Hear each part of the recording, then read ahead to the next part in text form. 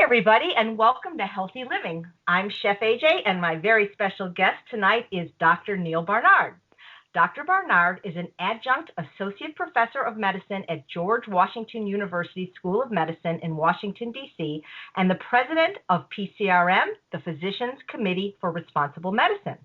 Dr. Barnard has led numerous research studies investigating the effects of diet on diabetes, body weight, and chronic pain, including a groundbreaking study of dietary interventions in type 2 diabetes funded by the National Institutes of Health. Dr. Barnard has authored more than 70 scientific publications as well as 17 books, including Dr. Barnard's program for reversing diabetes, the 21-day weight loss kickstart, and Power Foods for the Brain. Please welcome Dr. Neal Barnard. Well, thank you, AJ. It's great to be with you. Well, thank you. Okay, so look at this, 17 books. I think all, if not most of them, have been bestsellers, 70 scientific publications, and kind of a little bit of a slacker, aren't you? Well, there's a lot to be done and a lot more left, I have to say. Well, you're amazing because I think you and Dr. Greger are the two hardest working people in the plant-based movement. You send you guys an email at like 3:39 a.m. You get an answer back. My number one question is, do you ever sleep? Well, much as I promote it, really encourage people to get their sleep, there are some times where work takes precedence. Wow. Well, speaking of your work, we have so many questions because anytime we have a medical doctor, we have so many questions. But I'd like to know a little bit about the story, about the man behind all the work. What prompted you? PCRM is it's like the most amazing organization there is. What gave you the idea and prompted you to start such an organization?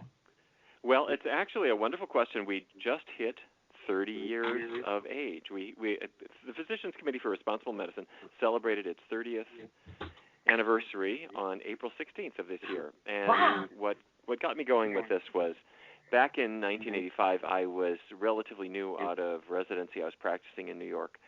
And it seemed to me that if physicians just waited for a heart attack to come into the emergency room door, or if we just treated one patient at a time, we're really not getting anywhere. And so the answer is prevention. Mm-hmm. And the answer is to get the word out as broadly as we can.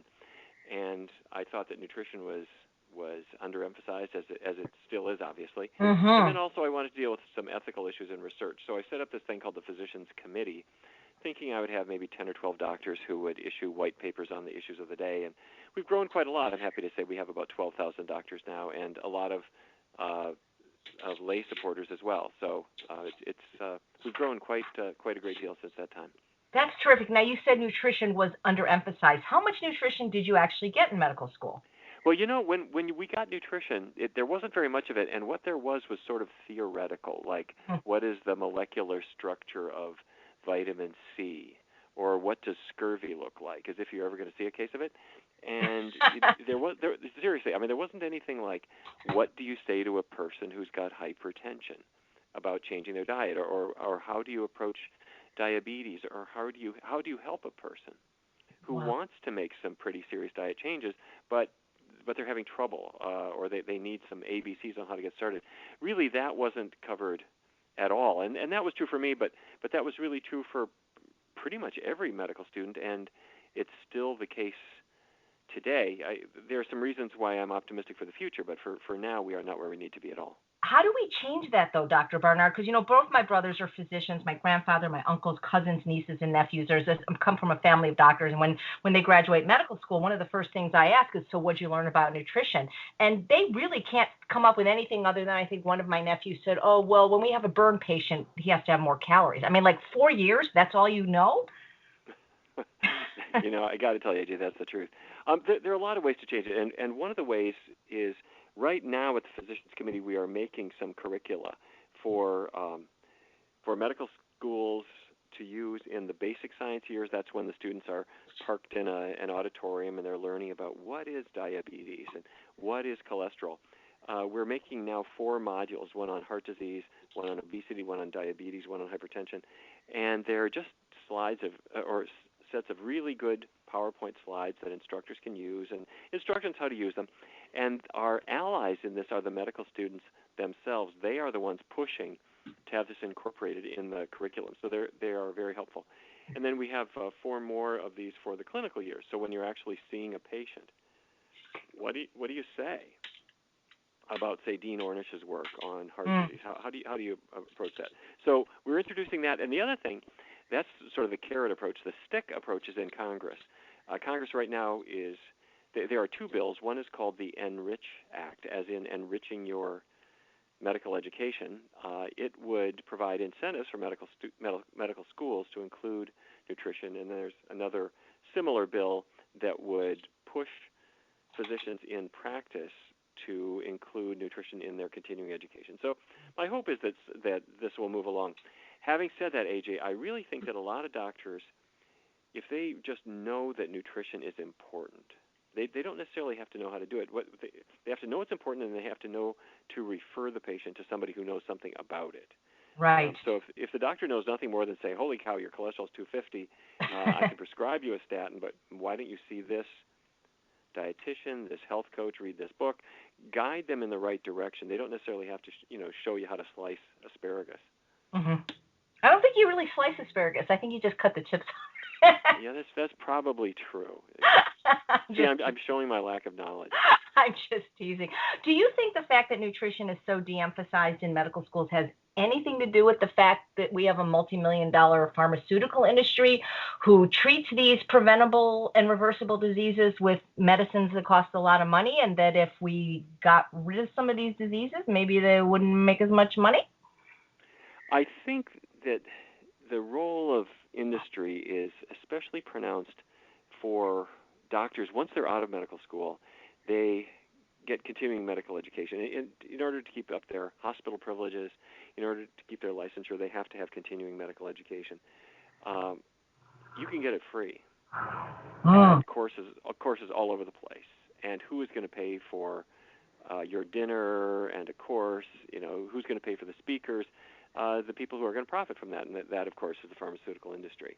They are enormous, and they have no interest in showing you how to eat differently so that you don't need their medications. Sure. So what they're doing in many cases is very honest. They'll show you how the medications work, but by omission, they are not showing you the dietary approaches, and so unfortunately, doctors tend not to learn about that. Mm-hmm. Well, I heard someone in our movement say that the curriculum of medical schools was actually controlled by the pharmaceutical industry, and I Googled it, and it said that's kind of true. Well, here's the good news, is that we've shown that diet changes are more potent than many people imagined. In the past, you could sort of say, well, maybe you shouldn't bother teaching a whole lot about nutrition, because when I was in medical school, what were the diets for diabetes? It said limit carbohydrate, try to cut calories to lose weight. That was about it. What do you accomplish by doing that? Relatively little. Sure. In our research, we were funded by NIH in 2003. Talk about that. That's very exciting. Talk about that, because that's really, really exciting. Well, if you look around the world, the people who have the least diabetes and have the least problem with weight issues and heart disease issues, they are people who tend to avoid animal products. Either they're in a culture where animal products aren't consumed a lot, or they are vegetarian or vegan. And when you then put this kind of diet to the test, you can really see what it does. So we had done a number of studies, and in 2003, NIH funded us to test a vegan diet for type 2 diabetes. And there were 3 rules: no animal products, keeping oils to a minimum, and using the glycemic index. So for people who aren't familiar with that, white bread is high glycemic index. It makes your blood sugar rise quickly. Whereas, say, pumpernickel bread is low glycemic index. It doesn't make your blood sugar rise so much. So vegan, low-fat, low glycemic index. And I have to say, when we compared it to a more conventional diabetes diet, the vegan diet is just so powerful. It reduces blood sugar just to a dramatic degree, and people lose weight with it. Their cholesterols come down. Their blood pressures come down. And then when you look at the acceptance of the diet, people will say, a vegan diet, I couldn't do that. That's got to be challenging. I understand. Mm-hmm. But what people discover very, very soon when they've been doing this diet is, within a couple of weeks you realize, I'm never hungry. I'm eating food that's really quite good. Yeah. And they start to forget the ham sandwiches and the things that they thought they couldn't live without before. Whereas on a traditional diet, you have to be hungry. The dietitian sits down with you and says, you normally eat 2,000 calories. Here's your menu that adds up to only 1,500. That should cause you to lose weight if you can stand it. And if you just keep doing this, and that's a tough diet. On a plant-based diet, I mean, you can eat spaghetti. This is not challenging to do. So I know. we found it was very effective. It was very acceptable. So then our next goal was basically to show physicians and the American Diabetes Association and others that this is real stuff. And that was not really so hard. The American Diabetes Association very quickly began to recommend vegan diets as one of the, and not the only choice, unfortunately, but as one of the good choices for managing type 2 diabetes. And they've been saying that for a number of years. So there is some good news here. A, plant-based diets work. B, the science behind them has been published in the top medical journals. And C, it's now accepted by mainstream medicine. And of course, you've seen the dietary guidelines for Americans. The report that just came out a couple of months ago, it's not finalized yet, but the report is out. And what are the three healthy new mainstream diets? One is vegetarian. One is Mediterranean, which is sort of vegetarian light, I'm going to say. Yep. The third one was Healthy U.S., whatever that is. But the point being that a vegetarian diet is now mainstream. It's now an accepted diet. That's terrific. So what do you think? Time is moving on. What do you think people's resistance are to adopting this kind of diet? Because you said people say vegan diet is challenging. I mean, it's been almost 40 years for me, and I don't think it's hard at all. But why do you think so many people have resistance initially to it? Yeah, that's a funny thing. I think it's just a question of familiarity. I have to say, as a person who, when I was in residency, I quit smoking and I adopted a vegan diet.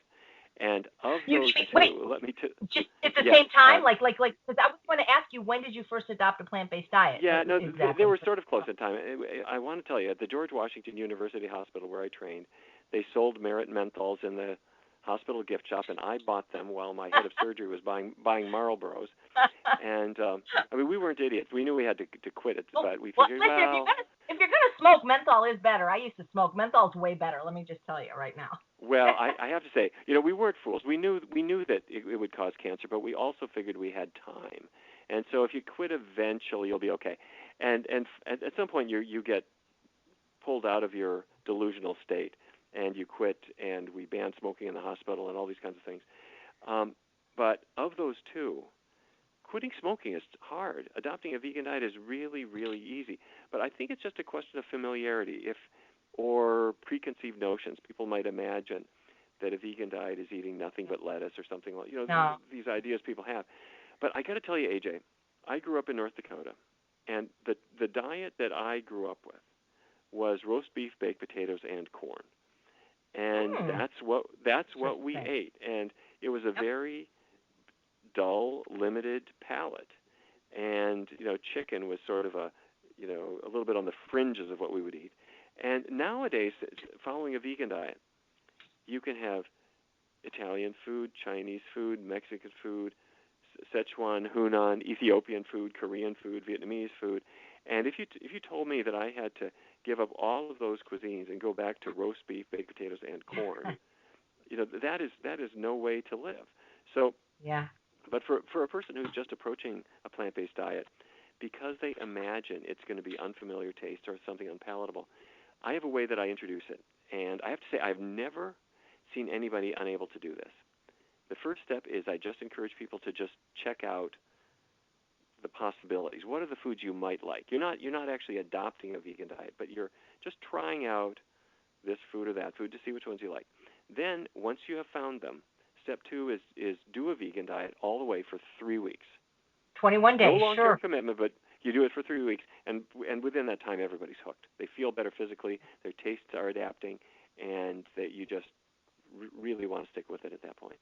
You have such a nice, gentle, you're so inclusive of people. You really don't alienate people, and I think you do such a good job at making just this whole way of eating and this whole lifestyle seem very welcoming, because I tend to have a little bit of a different personality that can be more off-putting, and I just love the way you are. And, I want to say, I know you're a humble person. I don't wish to embarrass you, but if vegan was a country, I would want you to be the president. Well, thank you for saying that. Maybe one way to think of it is this. For a lot of folks, when they encounter resistance, the doctor might say to the patient, I just heard that a vegan diet is good for your diabetes. And if the patient says no, no, doctor, I just couldn't do that. For a lot of folks, they accept that as the answer. But resistance is a good thing. It really is a good thing. Think of it this way. If you just adopted any nutritional advice you ever got without raising a question or raising a fuss, you would have been on every crazy diet there is. Mm-hmm. And you see even in animals. Jane Goodall noticed that chimpanzees have a rather rigid dietary system. They eat the same kinds of foods all the time. And if, say, the little toddler chimpanzee goes off and picks some berry that is not part of their culture, mm-hmm. that chimp's sister or aunt will take it out of their hands and not let them eat it. Because obviously you could get poisoned if you're eating the wrong thing. So when a person says, no, I don't want to change my diet, that's just natural survival mechanisms where they're resistant. But it doesn't mean no. When a patient says, Doc, I could never do a vegan diet in a million years, my family would hate me, and there's not going to be anything to eat, that doesn't mean no. What that means is, here are the things you have to help me solve. So what you say is, oh, your family would be upset. Why don't you bring them in? We got a class, it's free on Wednesday. Bring your reluctant spouse. Let's talk together. And then they say, well, there's nothing to eat. Well, let's take a look and see what there might be. So resistance is a good thing. What they're doing is they're laying out the issues that they need to solve to make it work for themselves. All you do is help them through it. Interesting. That's very cool. You've been on Dr. Oz a lot. Is that fun when you go on that show? I've seen you on so many episodes. Do you enjoy doing that? Yeah, it's always been a very nice experience, I have to say, and it's a chance to reach a lot of people. Right. Well, what's interesting? So I saw you one day on Dr. Oz. I believe you were promoting your new book at the time, Power Foods for the Brain. It seemed like Dr. Oz was very engaged. It's like, oh, yeah, that makes sense. And then the very next day, he had Dr. David Perlmutter on promoting Grain Brain, which is basically the exact opposite of everything you had said the day before. You talk a little bit about the scientific research, but how do things like that exist? How do we have people that are able to say, according to the scientific research, we can eat only 40 grams of carbohydrate today to prevent Alzheimer's? I mean, I'm on your team, by the way, but there are people that buy these other books and become bestsellers. How is that possible to have such contradictory information where diet's concerned? Yeah, well, I have to say, when you look at that particular book, it's written by a very nice guy. I mean, the author is a person I've known for many years. And he speaks highly of you. I had dinner with him, and he told me that I was going to get Alzheimer's because I ordered my greens without oil, as he continued to pour tons of oil on his greens. Well, when you look at that book, you see a lot of things that have been left out, and I think one of the biggest things that has been left out of that book, unfortunately, were the findings from an amazing study. In Chicago back in 1993, they started something called the Chicago Health and Aging Project. And it's centered at Rush University in Chicago. What they did is they rounded up thousands of people in the city. They tracked what they ate very, very carefully. And then they looked over time at who developed Alzheimer's disease and who did not. And the first thing that they keyed in on was that some people were indulging in a fair amount of saturated fat, bacon fat or dairy fat. Those are the big sources of saturated fat. It's in meats, it's in eggs, but especially in dairy products. And then other people ate a lot less of those things. Either they were vegetarian or they just didn't have a taste for the animal products so much. And it turned out as the years went by, the people who were indulging in the most saturated fat, you can think of it as animal fat, they had 2 to 3 times the risk of Alzheimer's disease compared to the people who ate less.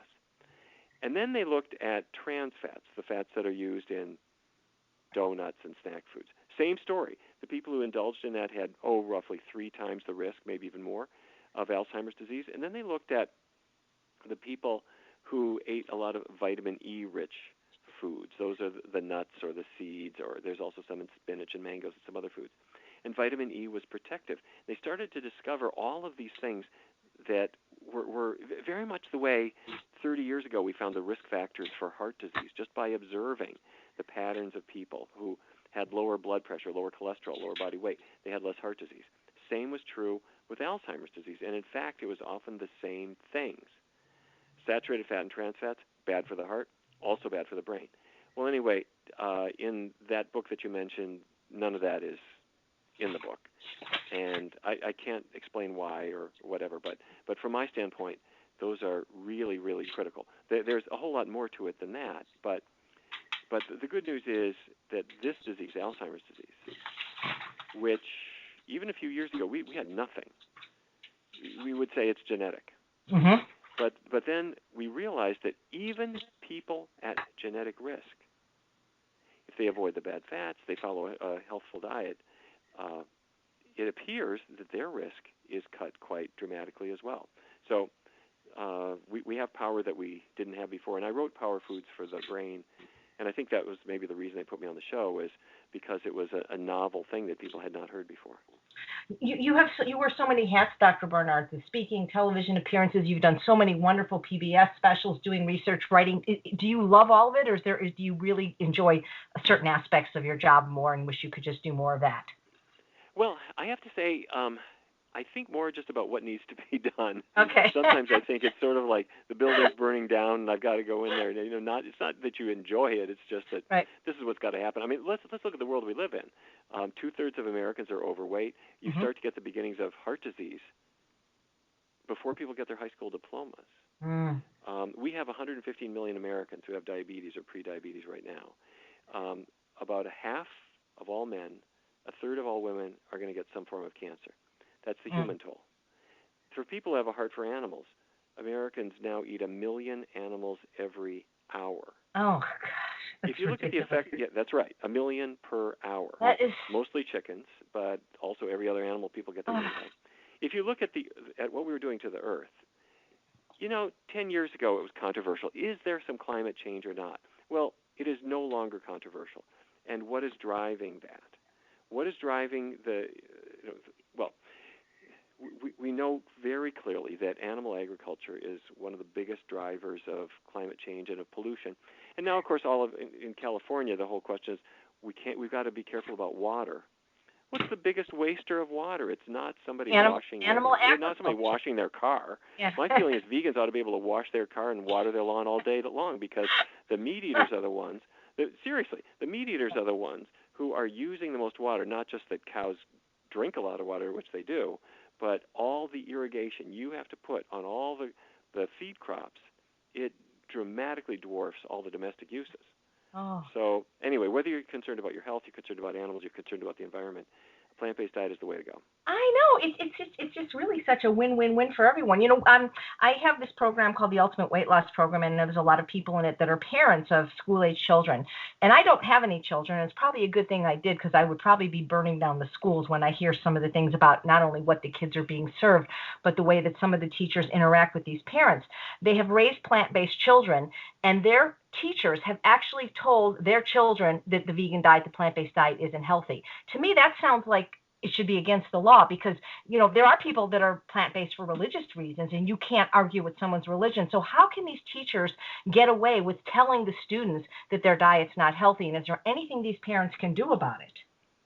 Well, the first thing is you do need to have proper education. And unfortunately, even with good information getting out there, and there are a lot of good books now about raising vegetarian children, and even Benjamin Spock's book, Baby and Child Care, one of the biggest selling books of all time. It originally said you need meat in your diet, you need dairy in your diet, and kids need these things.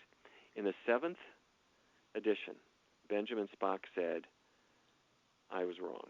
Wow. The healthiest kids are the kids who don't eat meat at all, and you don't need dairy products at all. And that was a totally new thought, but he was right. Anyway, the point is, the information is out there, but there's a lot of noise. There's a huge amount of noise out there, as you know. You can pick up even the New York Times, and it'll say, I guess saturated fat isn't bad for you. Go ahead and have a pork chop. Yeah. There is, unfortunately, put butter. a lot of... They're putting the new thing is butter is back, and people are putting butter in their coffee, which to me sounds disgusting anyway. But Well, it's also wrong. I mean, the idea that butter doesn't cause heart disease is wrong. But anyway, there are good educational materials out there. There is unfortunately a lot of noise that creates a competitive message. But the third thing is, will kids accept a healthy diet? That, for many parents or teachers or people who work in the cafeteria, is an open question. And I got to tell you, AJ, we had an interesting experience. Broward County, Florida, sixth biggest school district in the country. Very, very diverse. There are 52 different languages spoken in that district. The richest kids, the poorest kids, every race is represented, every ethnic group. And we went down there. By we, I mean the physicians' committee's dietitians. And we went into an elementary school, a middle school, and a high school. And what we did is we had a tray that had veggie burgers on it, just simple veggie burgers. And they were sliced sort of like a pie with little wedges of burgers. And we said, the dietitians would say, anybody want to try it? And some brave kid would say, I want to taste it. And so he would get his little bit of veggie burger, and he would eat it. And then he got a sticker that said, I veg out.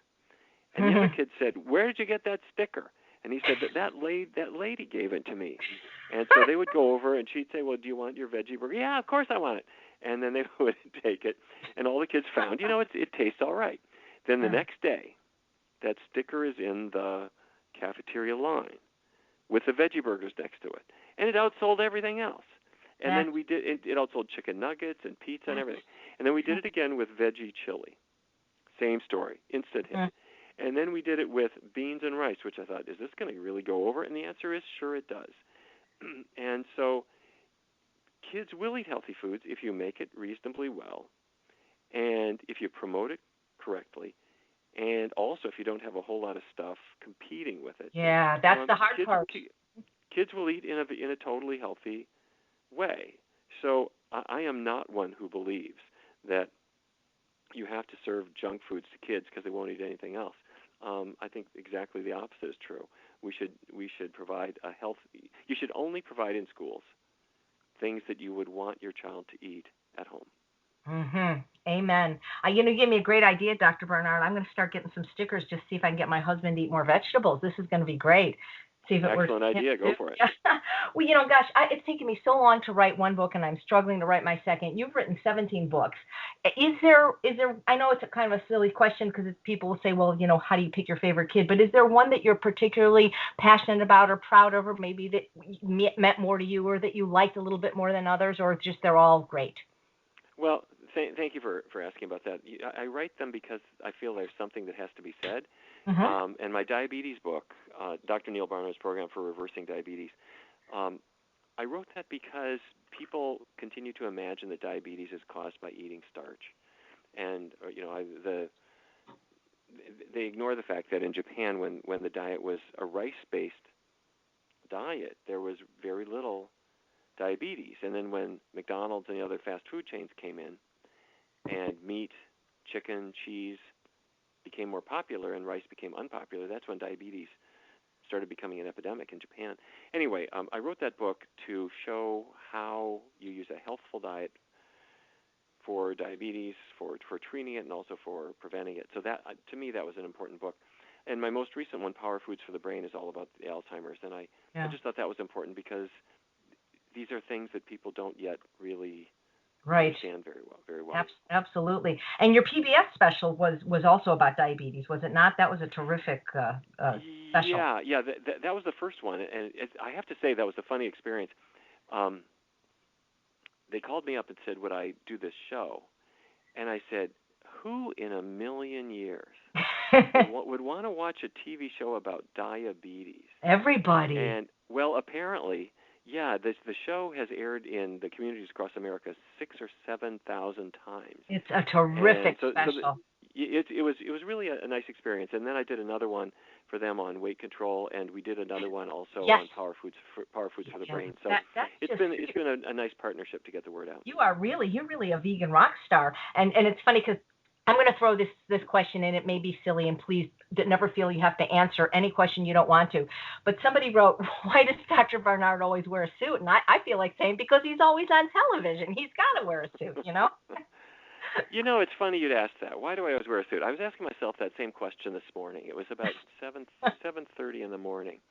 And after I had run my about 2 miles, I was wondering, why am I wearing this suit? Really? You ran in a suit? Oh, I'm just teasing you. Okay, because that was one of the questions was, do you exercise? And then so apparently you're always ready, huh? Always camera ready. I guess they feel like you should have a casual Friday, but that's true because I've only seen you in a suit, but you look very nice in it always. So well, thank you, AJ. I thought that was just a kind of a fun question I would throw in. So one of the things is that I love about PCRM is you're not afraid to say things that people are thinking. But a couple people that have criticized this, so I want to ask you how you feel about this.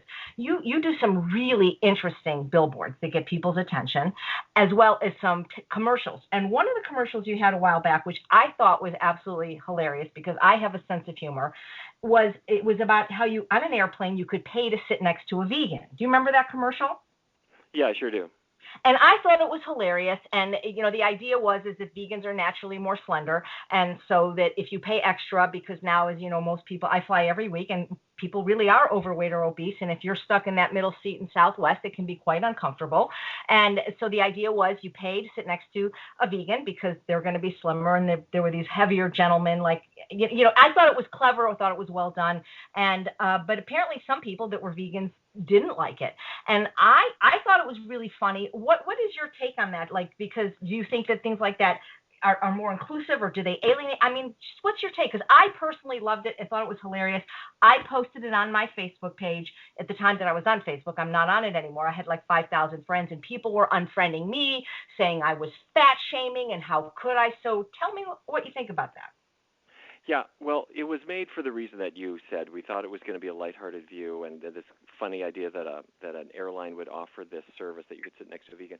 But what you said is right, that some people objected to it. And to tell you the truth, in reflecting on it, I think they're right, because the idea it wasn't intended this way, but it seemed to make fun of overweight people. Mm-hmm. And I think that a better attitude is obviously to be concerned and to be helpful. But to be mocking is not such a good idea, and I think the commercial came off that way. Okay. So I think they're right. Okay. Oh, good. Well, see, I'm glad I asked them because then I was probably wrong for posting it. But I did get a chuckle out of it, and I think because you used overweight gentlemen, I think if the women in the commercial were overweight, boy, you really would have been slammed more than you. Well, I have to say I really do encourage my staff and myself to experiment and try new things, and to work hard. And as you've probably seen, we have not been afraid to poke at McDonald's a few times. And sure. People will say to us, "Aren't you afraid you're going to get sued?" I would rather try a little bit too hard and maybe make a mistake every now and then than to be afraid of making a mistake here and there. But there are times where you might have a campaign or an ad that kind of hits a wrong note, and if that happens, it's good to recognize it. But I always hear that there's no such thing as bad publicity, and that campaign, at least it got a lot of people talking. It got a lot of people talking about it, Mm-hmm. So I think I have to say my favorite one of all time. I don't know if you remember this McDonald's ad that we did, where it had a person on a slab in a morgue. Oh yeah. And it had the doctor was comforting the poor grieving widow, and as the camera panned over the man's dead body, you could see in his hand was a burger, and then the camera came to rest staring at his feet, and the golden arches then traced out over his feet the McDonald's M, and it said "I was loving it," and it was just really beautifully done. And many people wondered, wouldn't we get sued for that? Mm-hmm. And of course we weren't. But it was viewed just millions and millions of times, and then I got a note from the people that were in it were all our staffers, mm-hmm. except for the dead guy, and the dead guy was an actor that we had paid, and he wrote us a letter and he said this had changed his life. He said that lying there on the slab, realizing he was supposed to be an actor representing somebody who had died of a heart attack, something eating that bad food. He said lying there during the filming made him realize he was that guy. Yeah, he ate that way, and he was that guy. And he changed his diet. He became a vegan. He lost all this weight, and it was just a great thing to hear from him. That leads into my next question, because that is absolutely terrific, because, it's sort of like some of the people that worked on Forts Over Knives behind the scenes, like the editors actually became, vegan just in working at that. And my next question had to do with, including people that are not vegan, because I know you have all these wonderful conferences. I've never yet had the pleasure to attend any of them, but I know that sometimes the speakers you hire are not vegan. And I wanted to know your thoughts about that, because this show that we're doing right now, it's the podcast. I have a television show, Healthy Living with Chef AJ, and I do a weekly podcast of the same name. And while most of the people I interview are people in the plant-based movement, I do interview people that are not plant-based. And sometimes they'll say things like putting butter on their potatoes, and I don't bash them or tell them they're wrong or try to argue with them.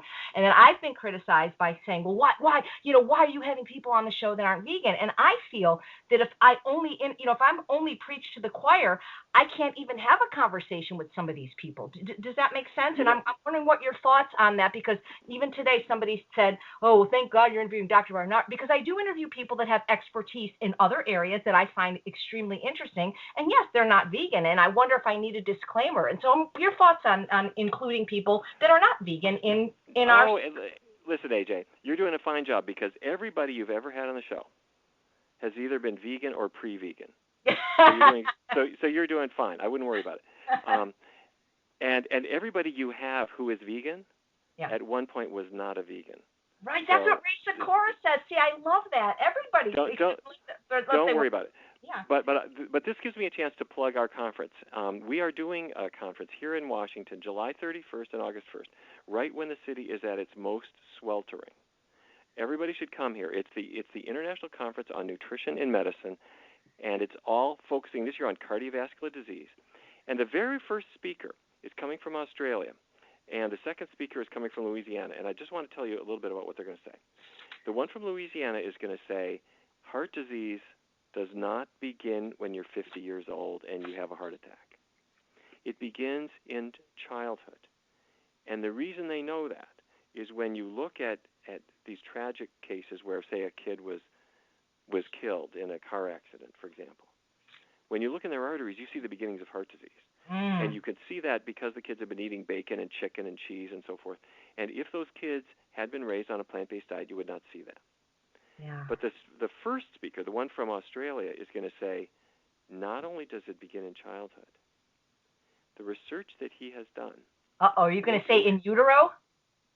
That's what I'm going to say. Uh-oh. What they looked at women who had gained a fair amount of weight during pregnancy, and others who had gained a more healthy amount of weight.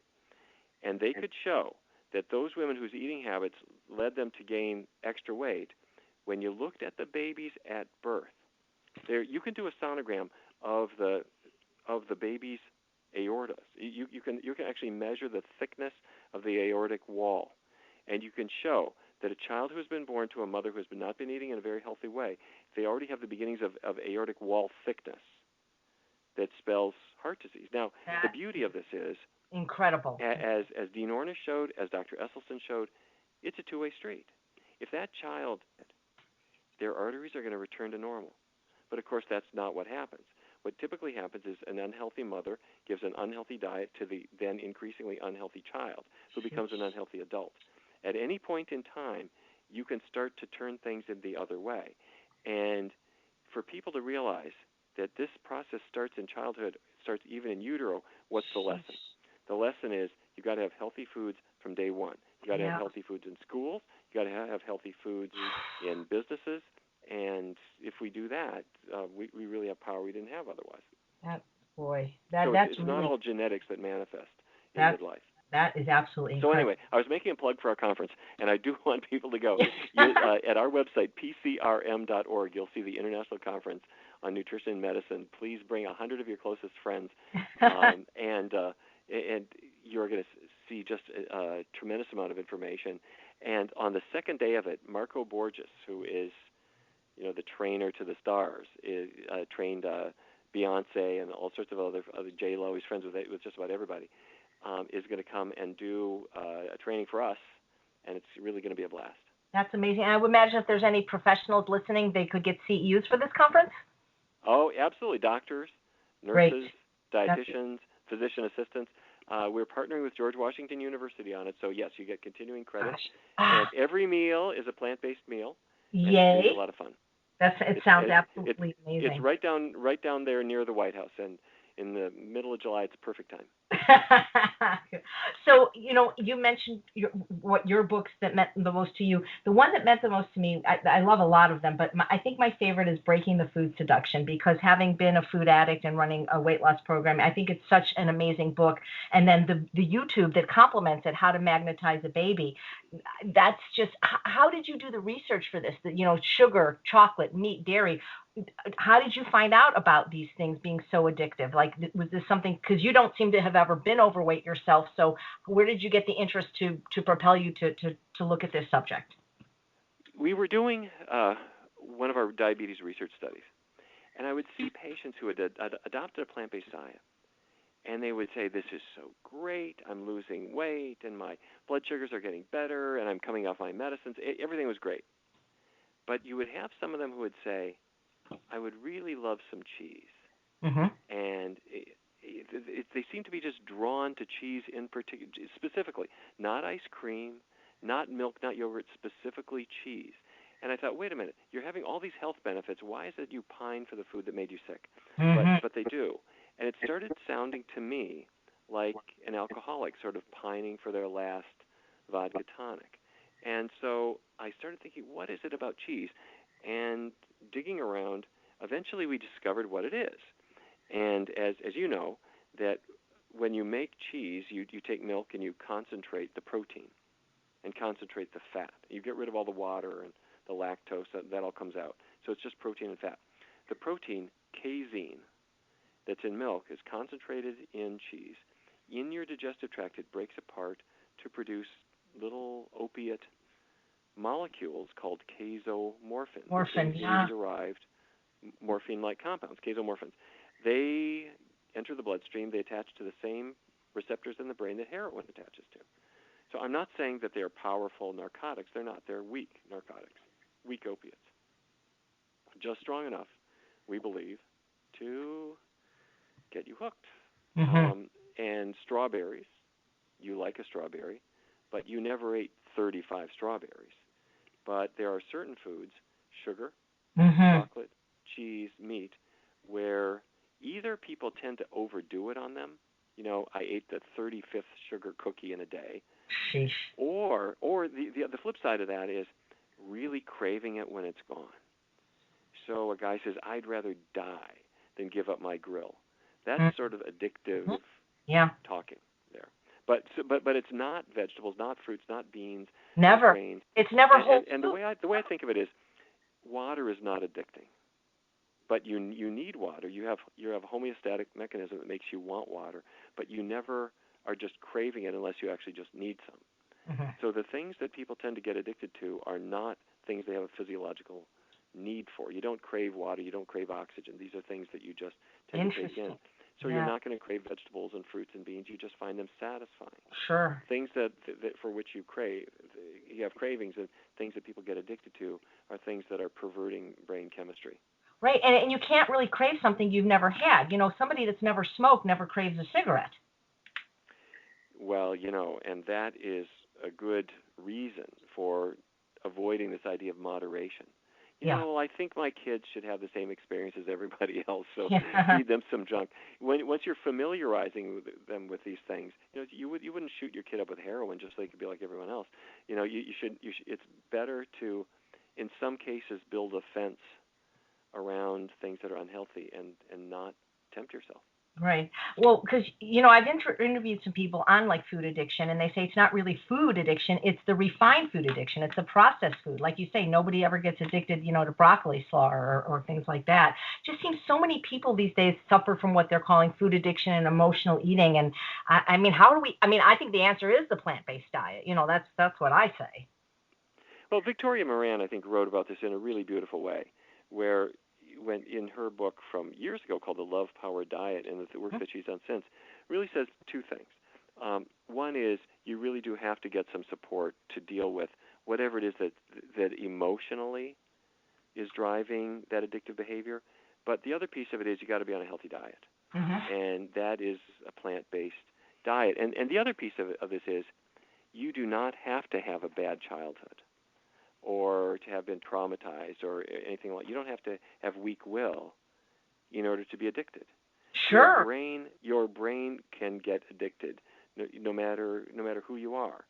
Alcohol is addicting. Caffeine is addicting. I don't care who you are. If you have a cup of coffee every day for a month, you're going to be caffeine addicted. It doesn't mean you can't break free, but the brain just responds that way. And that's true with sugar. It's true with chocolate. It's true with cheese. It's probably true with meat too. Right. I remember our friend Howard Lyman, when I interviewed him, he said that quitting cheese was actually harder for him than quitting smoking. So so many people, it seems like everything old is new again, and that all these people with the low carb, they reinvent, the garbage from the past. And, 40 grams of carbs, I eat like 440 grams of carbs, and I'm slender, so I don't really get that. And one of the things that I'm seeing a lot of people doing now, and it makes me so sad in the plant-based movement, is they're doing these restrictive eating programs that require the weighing and measuring of all your food, including the non-starchy vegetables. And to me, that's counter. Well, it just does. How do you feel about those restrictive programs? Well, I always thought that the beauty of a plant-based diet is that you can get away from all these restrictions. Right. And part of the issue, I think, is what has happened financially. When you look at the amount of money that people spend on food, as a proportion of your income, that amount has been dropping year by year. Back a generation ago, people would have to spend a fair amount of their money on food. If you went out to eat, you kind of had to think about it and save up for it. Well, today, the rising incomes have dramatically outstripped the cost of food. So there are a lot of people who will go into a place, they don't care what it costs. They'll buy groceries, they'll buy a restaurant meal, and the cost has become less and less significant. The problem with that is that then instead of when people had a little bit less income and they would eat beans and sweet potatoes and simple, inexpensive food, now you can afford to eat junk food. Sure. And junk food every day. And I think that's an unfortunate problem. By the way, I think we have another issue with the SNAP program, the food stamps program, and where the government gives away free food to about 1 in 7 Americans. And I think that the program is a good program in that it has really eliminated hunger in America. But when the SNAP program is different from every other federal program in that it doesn't have any limits or any effective limits on what you can buy with it. So you can buy candy, you can buy cheese, you can buy meat products and all these and sodas, and so everyone's aware of that. I keep thinking that if you increased SNAP benefits so that people got much more money, but the only things you could get would be grains and beans and vegetables and fruits, then people could take advantage of it. There would be no hunger, but in addition to that, there would probably be no food deserts, because right now you can have a little corner store and you can make a lot of money off of SNAP by selling potato chips and Slim Jims and junk like that. If you could not provide that and you only got paid when you're providing brown rice and dried beans and maybe if it's even canned vegetables, whatever, but it's got to be vegetables and fruits and whole grains and beans. Those foods would be on the shelf overnight. Yeah. And so now politically we've got a problem making that kind of change, but I really think that to the extent that we can revolutionize that program, the health disparities that are now punishing poor people, they have huge amounts of obesity and diabetes. We could target that by having some of these kinds of initiatives that take advantage of what we know about economics. Yeah. I recently spoken in a childhood obesity summit at a hospital in Oregon with Dr. Craig McDougall, and we were both there, obviously promoting plant-based, and the people in the thing, well, these people are poor, they can't afford fruits and vegetables, and I'm like, you can afford rice, you can afford beans, you can afford potatoes, so it's ass backwards, if you ask me, what's going on. But don't get me started. Absolutely. And we as a country can decide what foods do we really want to make available for free. And there are a whole lot of people who say they want to make Coca-Cola available for free. Those people live in Atlanta, and they are profiting from it. They work for Coca-Cola. Thank goodness. And they have lobbyists in Washington, and they work very hard. And there are people who want to give away Velveeta for free. And there are people who want to give away Spam for free. And unfortunately, those people, that's who SNAP is benefiting now. Yeah. That's who is lobbying for it. And those people pay off the hunger groups to say, don't tell people, poor people what they can eat. And my view is we ought to give away for free foods that we're proud of. Sure. The very best, the healthiest foods. That's what we should make available in abundant quantities so that there is no hunger and that we are fighting against diabetes and so forth. If we really do that, people will be healthier. Our healthcare costs will come down. Families will not be torn apart the way they are. And this idea that poorer people have to have more diabetes than rich people, ridiculous. We should attend to that right away. Oh, I would love to see that happen. So I'd like to spend the remaining time, if you don't mind, answering some of the listeners' questions. But I have one question of my own that I ask all my guests. And who inspired you? Who inspires you the most? Doesn't have to be somebody plant-based, but I just love to hear the people that inspire me, who inspired them.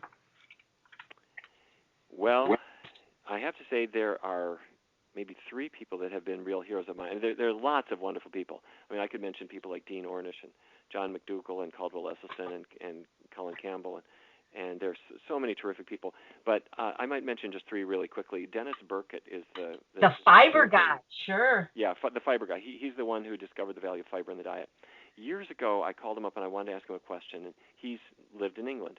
And he said, well, as it happens, I'm flying to Chicago. And what I could do is I could cut short my travel and meet you in Washington. And he did, and he very generously got off his plane, and he spent the evening with me. And the next morning he said, let's have breakfast and we can go over a few more things. The most generous man ever. He really was so helpful with us. And back in 1991, he and Colin Campbell and I had a press conference about saying that meat and dairy products should no longer be required foods, and just very generous. Second guy, Benjamin Spock, I think was a wonderful man who, as I mentioned earlier, really started very late in life promoting plant-based diets for kids. Both Dr. Burkett and Dr. Spock have passed on, unfortunately. A third person who's living today, who is a real hero of mine, is David Jenkins at the University of Toronto. He invented the glycemic index, but has been a tremendous leader in studying the power of plant-based diets. He's a big advocate of vegan diets and a very, very well-respected researcher.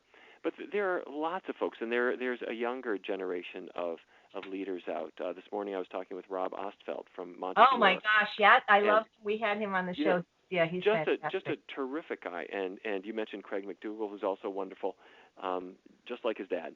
So yeah. Well, actually, he's not just like his dad. He's more like his mom. He's very but he's wonderful. They're all movers and shakers. So anyway, there are lots of folks, and as you may know, we're starting a medical center here in Washington D.C. It's called Barnard Medical Center. Ooh, great! In our office, it's opening up in November. And when I started advertising to say I need some doctors to work here, I was so happy. I was flooded by doctors who said, I want to work in a clinic that promotes a plant-based diet. So the reason I'm mentioning this is if you're ever feeling like there's just not that many good folks out there, there are lots of them, and there are getting to be more of them all the time. Yeah. I don't know if you remember this, but we've done. I was the creator and co-producer of an event called Healthy Taste of LA, and you've graced us twice now with your presence. We've done 13 of them, and we recently started giving awards. And we call it the Plant-Based Hero Award for somebody, and it's usually for a lay person. Like we gave one to Amanda and Ed Smith, and the last one to Linda Middlesworth, who does kind of what you're doing for a living. But these are like lay people that have both the compassion and the science behind them, like you do, having both. And I remember contacting you before we started this program, and I asked if I could name the award after you, and you said no because you weren't dead yet. Well, hopefully you won't be able to name it after me for a long time. So but thanks for the thought. We have lots of questions, and so if you don't mind, since there's so many, just kind of answer them quickly because they're all on subjects that I know you could talk about for an hour. But I know we really can't give medical advice, but just your general concern. So one of the listeners writes that she wanted to be vegan, but her naturopath is telling her that if you're hypothyroid, you can never lose weight because there's too many carbs and you need some fat. Now, before you answer this, I just want to say that I've been hypothyroid most of my life and chose not to medicate until a year ago. And I lost a ton of weight being severely hypothyroid, eating 400 grams of carbohydrate a day. But I'm going to let the doctor take it from there. So just to be clear, what you're saying is that even though you were hypothyroid and not on medication, when you were on a healthy vegan diet, you lost weight. Absolutely. I lost Exactly. 47 pounds eating a whole food plant-based diet without oil. I had to stop eating nuts because I was eating too much fat, and I was able to lose 47 pounds and keep it off while being tested as severely hypothyroid, but I just didn't want to go on medicine. And I am on medicine now, but I've been slim for 3 years before I went on medicine. Yeah. So yeah. What the person has to tell their well-meaning doctor is that the doctor was apparently asleep during that day in medical school when they pointed out that carbohydrates have only 4 calories per gram, while fats have 9 calories per gram. So carbohydrates are not fattening, and that's why people in Japan were skinny as long as they were on a rice-based diet. Yeah, I agree. I've been vegan for 3 months now, lost 20 pounds. I don't want to lose any more weight or muscle mass. Any suggestions? Well, you're not going to lose muscle mass. You know, muscle mass depends on physical exercise. So just make sure you're exercising. You're not going to lose muscle mass. You're getting plenty of protein from grains and beans and vegetables. You're going to be fine there. And your weight is going to really just sort of reach a healthy plateau when you're at the body weight that you want to be. And as you mentioned earlier, AJ, you can sort of adjust that depending on the oil content of your diet. So if you're eating avocados and cashews, your weight's going to go up a little bit. If you throw those foods out, it'll go down a little bit. So don't worry, you're not going to evaporate. Right. I would please ask Dr. Barnard about for those of us with food intolerances, how to modify the plan to accommodate those who cannot eat legumes, nuts, or seeds. If there's a food you're allergic to, you just can't eat it. And that's simple as that. So if you are a meat eater who is allergic to strawberries, then when you become a vegan, you still don't eat strawberries. And so let's say you're a meat eater who's got celiac disease and you can't eat wheat and barley and rye. You can't eat gluten. When you become a vegan, you still got celiac disease, so you have to avoid those same foods. Right. So it's not rocket science. That's all there is. But if the reason you're not eating beans is just that you're gassy from them, then eat smaller amounts. Make sure you cook the beans very thoroughly. And use some Yeah, exactly. There's other tricks that you can do, but that's the main thing. Okay. What is the best diet for PCOS, polycystic ovary disease? It seems more prevalent today, and is pregnancy an issue with PCOS? Okay, PCOS, polycystic ovary disease. Follow the diabetes diet. If you look at what I wrote in Dr. Neal Barnard's program for reversing diabetes and follow exactly that diet, that's the diet for PCOS. The reason is that polycystic ovary disease is a disease of insulin resistance. And insulin resistance, it means that there is too much fat in the muscle cells and in the liver cells. That causes blood sugar levels to rise, and you can tackle it on a diet that's plant-based, meaning no animal products, keep oils low, favor the low glycemic index foods. Perfect. Thank you. Do you have any foods or dietary protocols you recommend for someone dealing with heavy metal toxicity alongside medical intervention? The advantage of a plant-based diet is that the concentrated metals are especially in meats.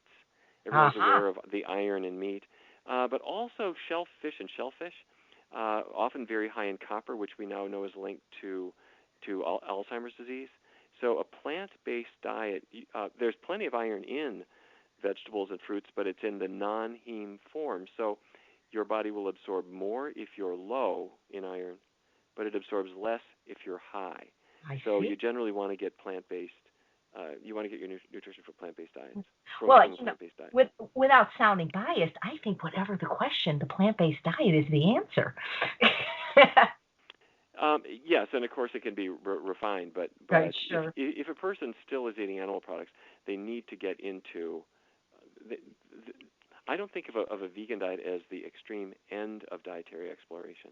It's the beginning. Exactly. Once you've gotten the animal products off your plate, then you can think about what do I want to do about sugar and what do I want to do about salt? Do I want to have more raw food? All those questions can come in. But if you're still eating grilled cheese sandwiches and pepperoni pizza, you're not really trying. Exactly. I don't know what INR stands for, but the listener writes, can you ask Dr. Barnard about keeping INR levels consistent with eating a plant-based diet? I'm not sure what INR is. Maybe you know. Okay. I'm guessing we're talking about a person here who's on a blood thinner, like Coumadin. Okay. And forgive me if I'm misinterpreting your question, but when a person is taking a blood thinner, their doctor will tell them don't take a lot of vegetables because vegetables have vitamin K, and that works against our blood thinner. What they don't really mean you can't have vegetables. What they do mean is keep the amount of vegetables you eat fairly constant. So I encourage you to eat a lot of vegetables, but have it fairly constant from day to day. And then when you get your blood tests, you're going to find that it's relatively easy to stay in good control. Great. What kind of cookware do you recommend or think is the best? Well, I really think the thing to do is to think about how you are cooking. And so if you're, instead of frying in grease, you're doing more steaming or more baking, then I think that's really the key. And I suggest that people don't use cookware that has aluminum that's directly in touch with the food, because the aluminum is going to get in the food. Same thing with cast iron. If you're using a cast iron pan once a month, who cares? I don't think it's an issue. But if it's your go-to pan, you're probably getting too much iron. Okay, good to know. So the last question, actually she wrote several, but I saved it because I know how passionate you are about diabetes. And I think it's a good question because the listener writes, can diabetes really be cured by diet? Because their doctor says that it can't be cured. The most he says it can be a tight control, that no one is really cured of diabetes. Well, years ago when we started seeing people who went on a plant-based diet and their diabetes disappeared, I was quite reluctant to say that the diabetes had been reversed. What we had were patients who were on no medication anymore, and their blood sugars were in the absolute normal range. So the question is, what do you say to a person? Do you say, I know you got diabetes somewhere, it's just not detectable anymore? Sure. Or it's like a person with blood pressure. If their blood pressure is in a normal range, do you tell them you have hypertension? No, I mean, you don't have it anymore. Sure. And the reason people started feeling more comfortable saying that it went away was really due to surgeons. When surgeons started doing gastric bypass surgery, people would lose 200 pounds, and their diabetes was just flat out gone. Many doctors became quite comfortable then saying that diabetes was reversible. Great. But before that, you just never saw it. We see it quite commonly today. But I don't argue about the technical things with people. If your diabetes is just no longer apparent, that's a good thing to celebrate. Be careful though. If you go back to to an animal-based diet, you can get diabetes again. So cure it and leave it cured. Well, you say you don't argue about it. I don't ever see you arguing. You seem to get along with everyone. I really just admire the way you are with people. I wish you would teach a class in that at your conference, because I need to be more like you. So this person also asked, though, if the damage that was already done by diabetes, such as neuropathy and eyesight changes, can those be reversed? And what about phantom pain from an amputated limb? We've just done a study on neuropathy. This is the nerve pain that comes from diabetes, and we did find quite substantial improvement. The improvement varies from one person to another, and the quicker we go to a healthy diet, the better off we're going to be. So vegan diet, ramp up the exercise, put those together, you've got a really powerful program. If you have damaged your eyes, eyesight can improve to a degree with diabetes, but if you've been blowing out the tiny little blood vessels, I mean, there's a limit to how much of the damage you can undo.